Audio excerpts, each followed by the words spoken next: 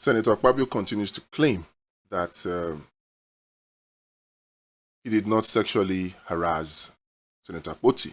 In fact, he claims that Senator Natasha Akpoti subjected him and the Nigerian Senate to trauma with a sexual harassment case, although this remains to be seen because every time you see him speak, he's always laughing.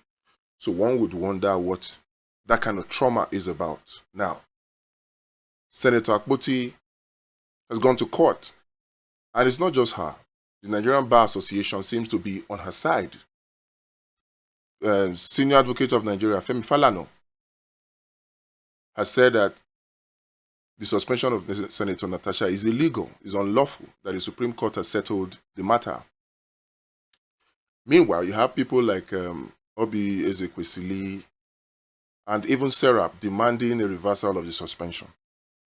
Serap has threatened legal action against Akpabio if the Senate does not reverse the suspension.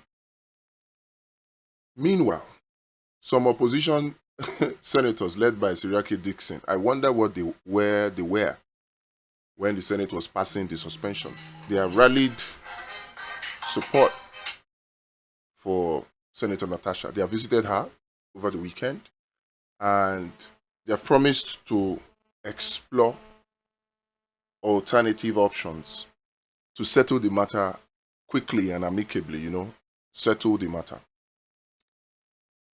This settle the matter position is also the position of the Minister of Women Affairs, who also during the weekend said that the FG, the federal government, through the Ministry of Women Affairs, is in talks with the leadership of the National Assembly so that the leadership of the National Assembly can temper justice with mercy.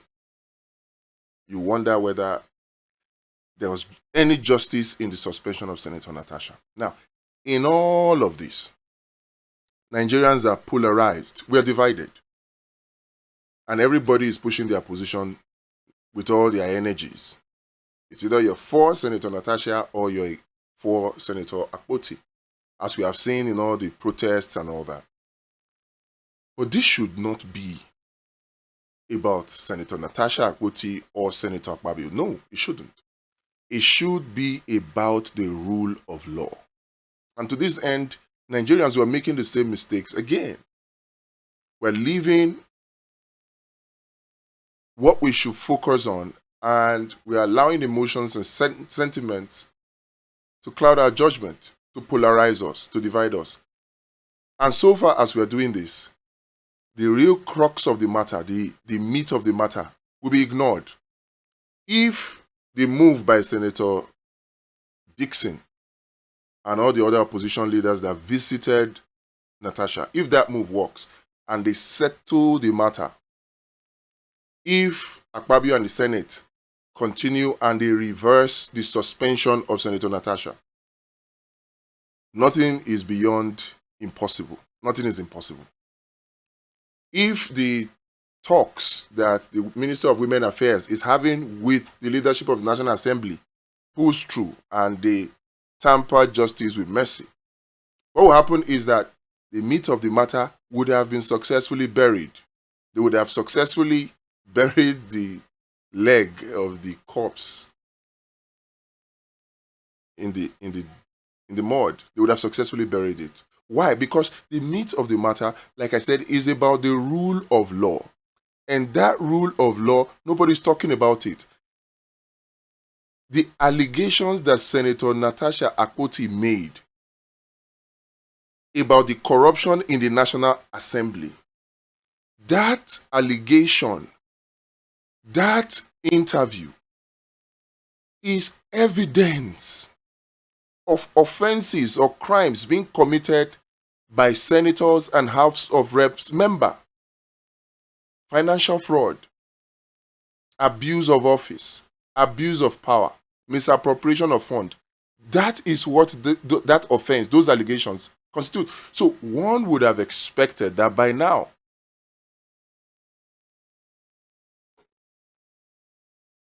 that EFCC would have swung into action and called the clerk of the Senate Committee on Local Content for questioning first. And then the current chairman of the Senate Committee on Local Content should also have been invited for questioning. Because Senator Akpoti Uduaghan gave concrete evidence, she printed them in hard copy and brought them to that studios in Arise. She said, upon her resignation or upon her removal, before she left as the Senate Committee Chairman on Local Content, she had about 12 million naira in the impressed account for running the committee. But that a day or two after she left, the money had been withdrawn, confirming what the clerk of that committee on local content had been advising Senator Natasha Akpoti to do. That's how they do it. When the money is not spent like that, they share the money. That is misappropriation of fund. That is fraud. That is embezzlement. That is abuse of power. That is abuse of office. And you would have expected that these people at least would have been called for questioning, but we're not seeing anything. In fact, since Senator Natasha Akpoti said that, the clerk of the committee said that's what goes on in the National Assembly, you would expect that the EFCC, the ICPC, the police would have swung into action to carry out investigations on all Senate committee and their spendings. But we are not seeing that. We are not even talking about it. Nobody is talking about this. And this is what we need in this country. If we do not take action to enforce and make sure that we have respect for the rule of law, the country will continue to weaken. So in all of this, it's not so much about Senator Natasha Akpoti or so much about, this is about rule of law. When we say, the Senate President, Akpabio, should have stepped aside and allowed the Senate to investigate the matter or push the matter, it is because we want a country where there is respect for rule of law. If Senator Akpabio is very, very confident that he is innocent, as he continues to claim, what is the big deal in stepping aside and say, okay, do your investigation? After all, it's his minions that will still carry out the investigation. What is he afraid of? This is the impunity that we're talking about. This is the impunity that is not working for this country. We must take action to ensure respect for the rule of law. That is why this matter must be treated accordingly. You engaged in a half-hearted process to suspend somebody without hearing the person. That does not show respect for the rule of law. And the big one, these senators that have been alleged to be helping themselves with Nigeria's money, they should be brought to book. Where I stand, if the Minister of Women Affairs likes, let the federal government continue to speak with the leadership of the National Assembly. Let them tamper justice with mercy and sort this thing out amicably. If the opposition senators led by Senator Sirake Dixon likes, let them be able to resolve this matter amicably. If the Senate so chooses, maybe if they get afraid of the lawsuit from Serap and from Obi Ezekwesili, or they get touched by the comments of people like Femi Falana and the NBA, maybe they can reverse the suspension of Senator Natasha Akpoti, and then everything will die down. No. It is not so much about this. It's about respect for the rule of law. The corruption allegations are weightier than even the sexual harassment issues. The corruption allegation is what Nigerians need to focus on. Nigerians, let us focus on that. What can we do? If the EFCC will not swing into action, we can write petitions. We can write petitions. I have taken my time to draft one so that many of us can send those petitions not just to the EFCC, but to the ICPC and to the Nigerian police. The fraud allegations should not be swept under the carpet. If they do not take action, we can go to court and get an order of mandamus, where the court will mandate the anti-corruption agencies to prosecute. If they refuse, we have further actions. We can then take contempt of court processes against these people. And then we can even file for a fiat to prosecute the people as citizens. These are options we have that we are not exploring. We need to explore them. And then we have the option of bringing media and public attention to it through public advocacy by everybody talking about it. And then we can take this matter, we can report their disobedience to these procedures, we can report it to the embassies of major countries, the US, we can report it to them, even though those ones too have their own tool. But we can do it at least in the open. The truth must be told. Corruption only thrives in darkness. When you shed light on it, corruption weakens. They are like cockroaches. Corruption is like cockroaches. When there's light, they scatter. But when there's darkness, they thrive. We may not see the effect massively at the beginning, and it may happen though. But the truth is, for every petition we write, for every attention we bring to this process, we weaken corruption. We weaken the strong individual syndrome, and we build strong institutions instead. We have the options to go to International Criminal Court, to go to the African Union, to go to the United Nations. We have these opportunities. Let us as citizens begin to seize these opportunities. It is not enough to just sit down and throw our hands in the air and give up and say, this country is finished. This country is finished. This country is finished. They continue to loot. This country is finished. They are still selling our crude oil on a daily basis. Right now, we are told they have hit 2 million barrels. This country is finished. Some people are looting that money. We can't just give up. We can't. Should we just give up and say, this country is finished, when some people continue to loot the country dry? We may think that it's not possible, but with every petition we write, some will succeed, some may not succeed, but we are moving forward. Ultimately, everything will come down to we, the people, replacing every single senator in that National Assembly with people who will think Nigeria first. But we won't just leave it to their prerogative. We won't let it be that, it's because the people have integrity. No. We will also push for reforms that will ensure that there are laws that guide the conduct and the affairs of these people. And then we must also be ready to enforce those laws, even as citizens. We should not continue this habit of leaving the enforcement to the enforcement agencies. No. We can force the hands of the enforcement agencies, the security agencies, the anti-corruption agencies. We can force their hands by writing petitions. We can force their hands by going to court to get an order of mandamus. We can force their hands by even calling and getting a fiat to prosecute these people.